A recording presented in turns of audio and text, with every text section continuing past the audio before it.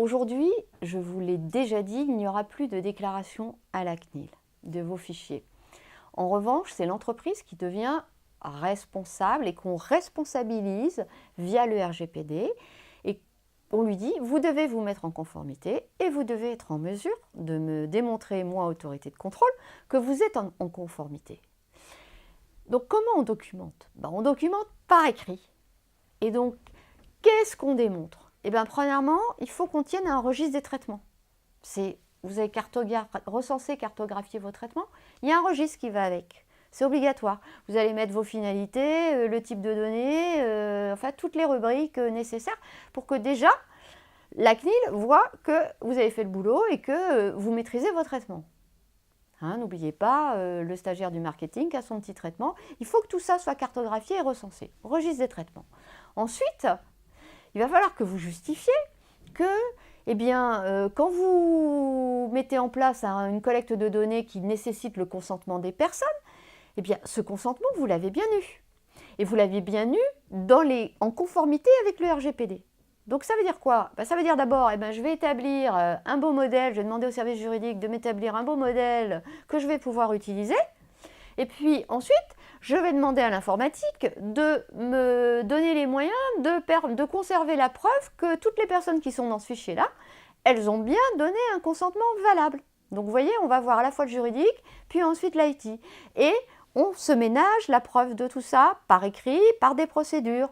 On peut faire aussi, pour la sécurité, on fait des audits, soit en interne, soit à l'extérieur, et on démontre que la sécurité et la confidentialité des données sont bien assurées. On va aussi, donc ces formulaires de collecte, là aussi, on va faire des modèles qui vont servir de base à l'entreprise, qui seront ceux qui seront quelque part standardisés, quelquefois, on va dire bien évidemment adaptés à une spécificité, mais tous ces documents-là, c'est comme si on devait constituer, à l'ère du digital, un gros dossier dans lequel on va mettre tout ça. Et le jour où la CNIL vous demande des informations, vous êtes en mesure de justifier que vous avez tout bien fait. Privacy by Design, c'est pareil. Vous allez devoir démontrer que oui, dans votre procédure de construction du projet, dans vos étapes, dès le départ, il y a bien eu la problématique des données personnelles intégrées. Et comment? On va démontrer qu'on a minimisé les données, c'est-à-dire qu'on n'a pas demandé la date de naissance parce que ça ne servait à rien, voilà, c'est toutes ces preuves-là qu'il va falloir rapporter. Donc ce sont des preuves écrites, informatiques ou peu importe, mais en tout cas, vous devez démontrer que vous avez tout ça.